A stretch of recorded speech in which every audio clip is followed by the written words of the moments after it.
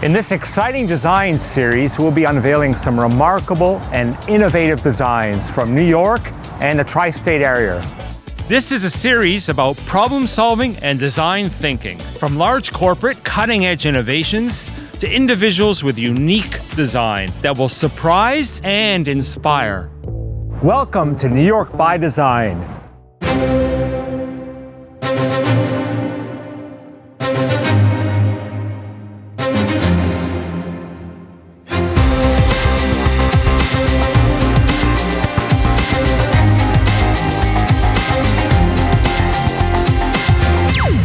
We've gathered a group of New York design industry leaders via Zoom.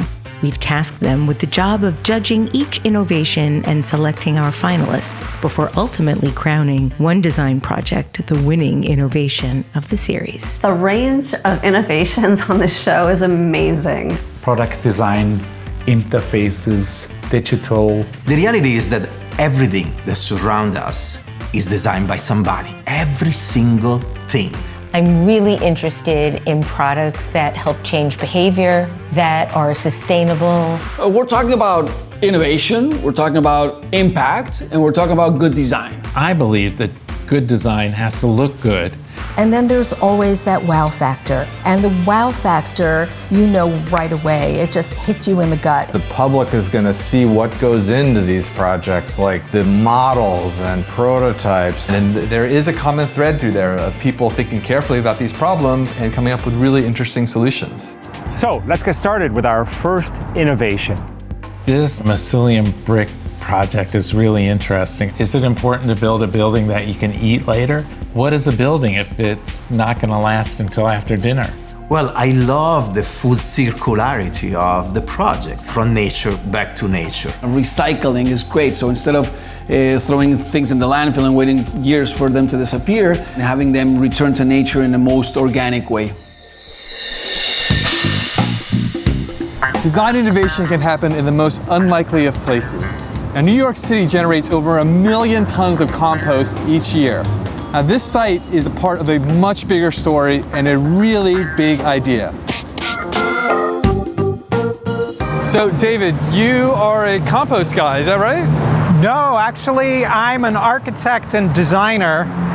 We created a new building product that starts just with earth like this, compost. Take, for example, corn. Take all the waste from growing corn, like the chopped up corn stalks and the husks, and take that waste and make a building product out of it. So this is some agricultural waste, some chopped up corn stover, and you can take this material, combine it with microscopic bits of mycelium, which is the root-like structure of mushrooms. Okay. And then in about 5 days, it grows into a solid object with no added energy. We've created a new kind of architectural brick.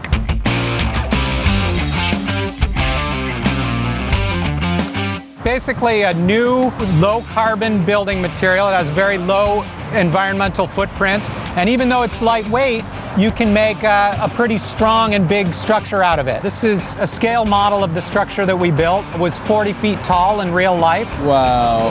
And this was in the courtyard of MoMA PS1 for 3 months of the summer. Outdoors with the rain falling on it, the sun hitting it. Then at the end of the summer, it was a temporary installation, so we had to take it down. We took the bricks, we brought them to this compost site here, crumbled them up into smaller pieces, and then after a couple of months, they returned to soil, which we could start the cycle again with. We could plant new crops and then have a new cycle of life. So we're at the Healthier Materials Library here at Parsons School of Design, and students have really been embracing mycelium here, making everything from wall tiles to bricks, packaging. Conventional materials often have some toxic chemicals in them, or they have a big impact on climate change.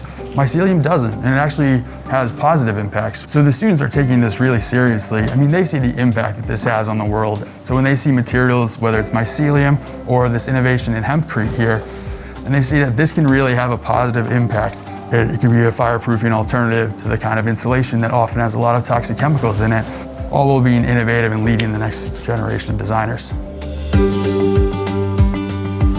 So Justin, these bricks came down and then they came here to you and you started breaking them down, right? Yeah, that's what's amazing about these bricks is that they're actually compostable and they can be just broken apart. The big idea here is that this is part of a whole cycle, right? Yeah, you grow the corn, you make the product, in 50 years when the building is coming down, you can take it and compost it and make more corn, like sort of mimicking a complete ecological system.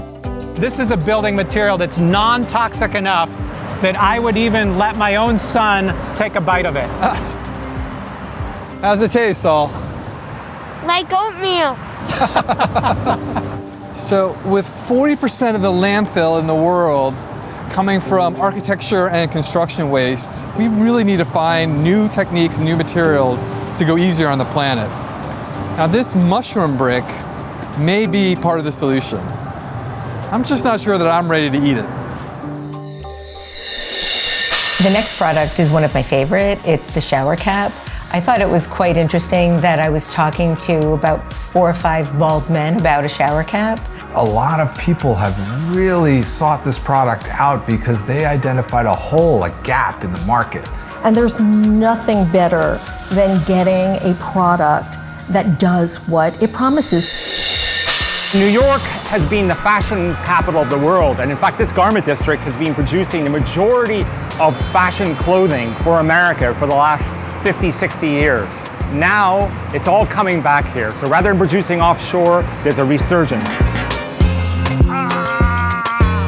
I have reinvented a household item that almost every woman in the world has a need for, and I did that through the power of design.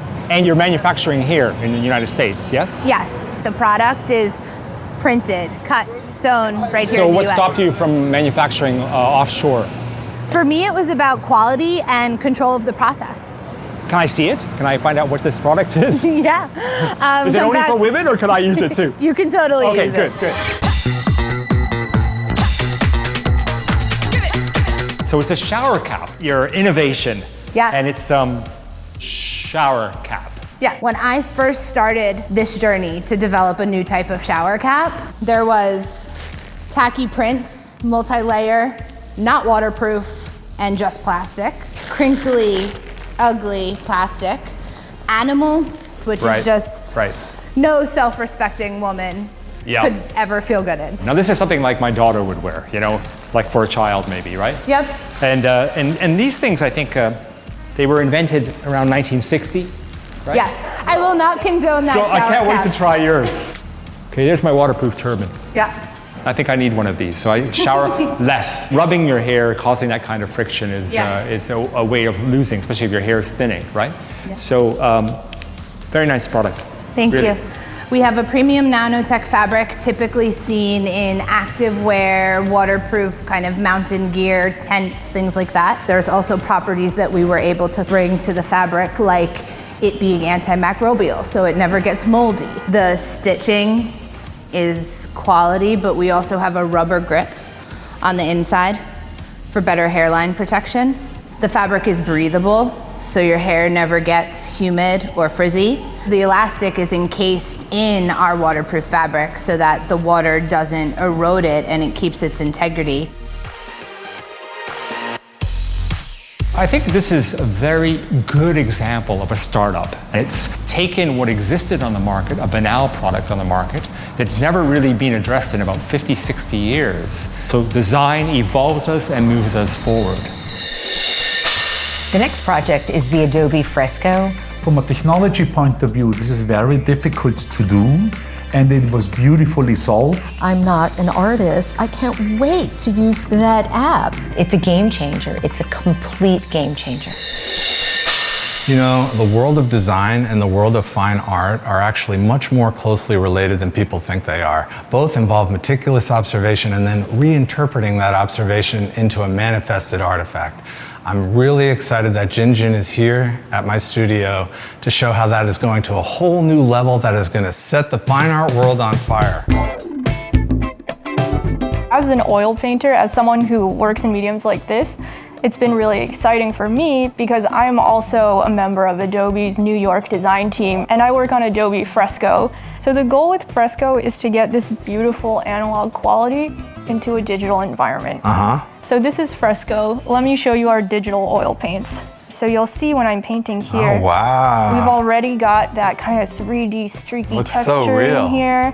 And then when we bring in extra color, I get that same gorgeous blending, smudging effect. Amazing. Do you want to try? Whoa. Yeah, look check at out that rainbow effect you just created. Yeah. You don't have to clean your brush in between. That's an advantage of Oh, what did digital. I just do there? Look at this. I'm going to show you watercolor now. Okay. So with watercolor, you know, the amount of water on your brush affects the paint effect you get. So I have a pretty wet color here, and then there's also blending effects you get when you mix colors. You can see there. So we've, again, tried to take the best of both worlds of this into Fresco, and I can blend another color into it, and look at how those blend together. It keeps blending after you've taken the stylus off the screen, just like real watercolor Yep, would. and actually Fresco is now available also on the iPhone, so the rectangle gets even smaller. And I created this completely on my phone using Fresco, and it has all those same brushes we were just looking at. So now I'm actually painting with watercolor using my finger right on my phone. But there's one more thing I want to bring up, and that's a collaboration feature. Kyle and I are working on something together right now. Hey, Kyle. Hey, Kyle. Hey, Will. So I'm going to open it up to see what Kyle's given me. Oh, wow. Oh, wow, look at him. He's like a magical mystery wizard. One more thing I think we should definitely do, Kyle, is add some visible magic kind of sparkles coming out of the hands and the wand. We've actually got this really cool sparkle brush, and now we've got stars. Yeah, just like so that. cool. Yeah, we've got some great brushes that you actually don't have in real life. Oh man, draw me like one of your French girls. Sure, why not? Charcoal is something I use all the time, and using it here feels exactly like the real thing. I'm drawing in charcoal. The fact that you could just take this with you like you would a sketchbook, I mean, that's such a powerful idea to have that kind of control. I slip it in my backpack and just go for a little walk. I see something I want to draw, boom. If I'm on a flight, ready to go to the client, just email it and you're good to go. If I want to do a live stream, I just tell everybody, hey guys, I'm going live, and right from inside the app, I start broadcasting, and they can comment and chat and ask me questions while I'm drawing. Okay, check it out and tell me what you think. Oh man, that is so awesome. My beard has never looked better, and it looks like a real sketch from a real sketchbook. Being able to share it with anybody in real time or not, I mean, that's what the future of, I think, art is, and I think we're getting a glimpse into that right now. Well, SmallGarden by Edn is the brand. It uses technology to connect us with nature. And really acknowledging some of the struggles that people have with keeping indoor plants alive. I have a confession to make. I've been a plant killer for many years. Give me a plant in my apartment, and it's gonna be dead in a couple of days. This innovation starts with one man that had the seed of an idea. And that's the man. You're a plant killer too, right? Well, I used to be, but I'm not anymore. Everything I put in my apartment, I killed. I started Edn to bring the beauty and the wonder of nature into people's lives, but to help people like me that kill plants, right? Because we don't have the time or the space or the expertise. And what the name Edn stands for is engineering, design, and nature. A computer. So technology and nature combined together is almost magic. We combine a small computer with our seed pods that have everything needed to grow herbs, vegetables, and flowers right in your home. And combined with our product, the SmallGarden, it makes you that master gardener, so you don't need the time or the space or the expertise. You can now grow anything. You can even do things like moss roses and marigolds, these beautiful flowers like living art. And we've combined this really convenient way of growing with what we call seed pods. And so these are an engineered soil that has just the perfect amount of plant food, so everything you grow thrives. You just drop this in your SmallGarden, and then within just a month and a half, you've got full-grown plants like this basil, and it all just snaps right in place and is easy to use right in your kitchen. So I get all this, but this is the plant. But then you were talking also about the computer. And so the computer monitors the water level, it controls the lights, We even monitor the temperature and the humidity.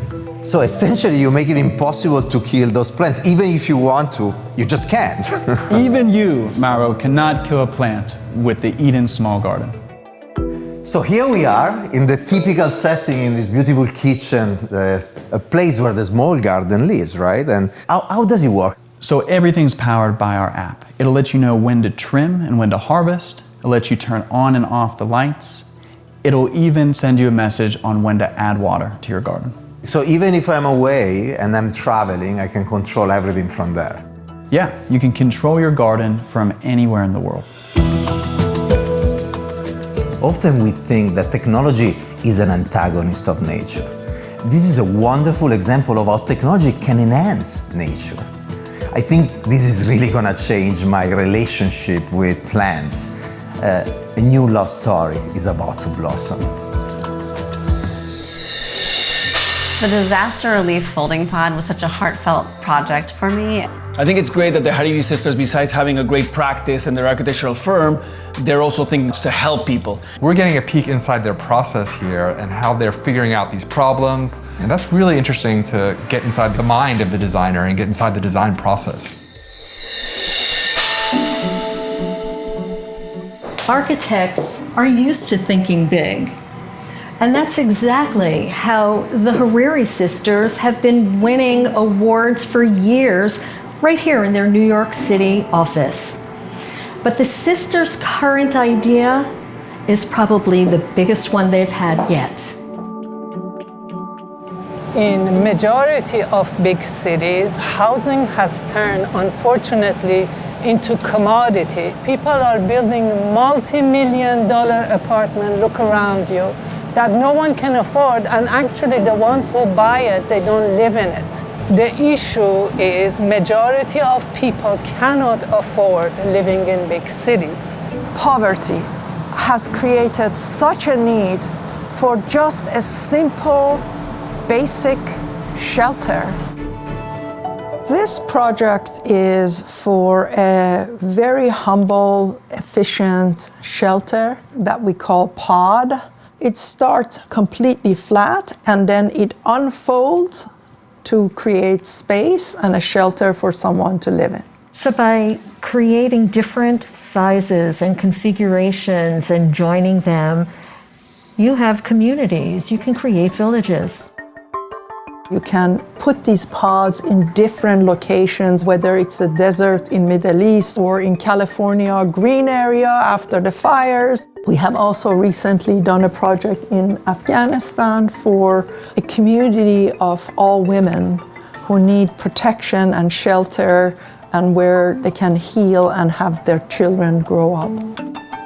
So once you had your renderings done, then you started to explore three-dimensionally and how those joints actually work. The project, as we envisioned it, had a lot of challenges. Not only it had to fold, it had to unfold. We finally went into this larger model. We wanted to make sure that the concept model works with real materials, which we are going to see today. I'm really excited to be here today while you're seeing it for the first time. Richard, where are you? I know you're not in New York. I'm in the West Country of England, in a county called Devon. Lovely rolling hills and just the open countryside. It's gorgeous there. Well, are you ready? It might not happen too fast, but it'll get there.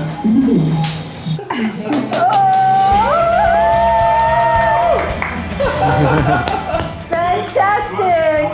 When we see the armies and volunteers put these shelters together, it takes around 10 people. That's right. If I was homeless, I'd be very happy to have a pod even this size, the half-scale size. You can fit a bed in there, you can sleep, it's sheltered. It's simple, it's elegant. It's something you can be proud of, I think. The Hariri sisters' dream has been to save human life. And we are very, very excited to see our invention is finally taking shape. It's so excited. I can't believe I was here to see it happen first. No matter what the cause, homeless is homeless. and everyone has the right to a warm, dry, safe place to live. We're moments away from finding out which innovations our judges have chosen to go through to the best of the best final later in the season. But first, let's take a look at a ByDesign spotlight. I know the show is New York by Design, but last winter I had the chance to travel to Florida to check out the leading edge of technologically advanced skincare. This is science meets ergonomics meets an ancient healing tradition. So Dr. Aguilera, this is the Dermapen 4. How does it exactly work? Well, Gary, have you ever heard about acupuncture? Of course. Of course. So we borrow from that old Asian technology where they discovered that whenever you put a needle in the skin needs to repair itself. You see this little tip here? There's 16 needles. Just in that little tip? Just in that little tip. Wow. And it moves 120 oscillations per second. Wait a second, 120 oscillations per second. I mean, that's amazing. That's too fast for you to quantify. Allowing this device to glide over the skin and create microchannels that will cause the skin to heal itself. You can actually change the depth of penetration to customize treatments for each individual patient. So what conditions would you use this for? Most of the skin conditions that I treat, starting with acne, rosacea, pigmentation, scars, and stretch marks. It's really hard to treat skin on colors with energy devices, lasers, or other devices that create too much heat on our skin. With the Dermapen, now we have a digital type of microneedling that can address every problem that a skin of color may have. Okay, so what's May's condition? Well, as you can notice, May's condition, she has a few areas of hyperpigmentation, these brown spots that seems to bother her. And May, could you smile for us? As you can see when May smiles, we have crow's feet, which are the wrinkles around the eyes, and we also have laugh lines. Basically what Kelly's doing in May's skin, she's prepping her and adding the bioactive ingredients that are gonna be driven into the skin. I have here the Uber Pro, which is a chemical peel. It's designed to put immediately after the microneedling technique that is going to help with the pigmentation. Also, it's gonna help the tone and texture of the skin. When we're done with this treatment, she's gonna have a calming mask that still has the active ingredient for her hyperpigmentation. Then she'll go home with a nice little package designed just for her and her skin concern to enhance the results of this treatment.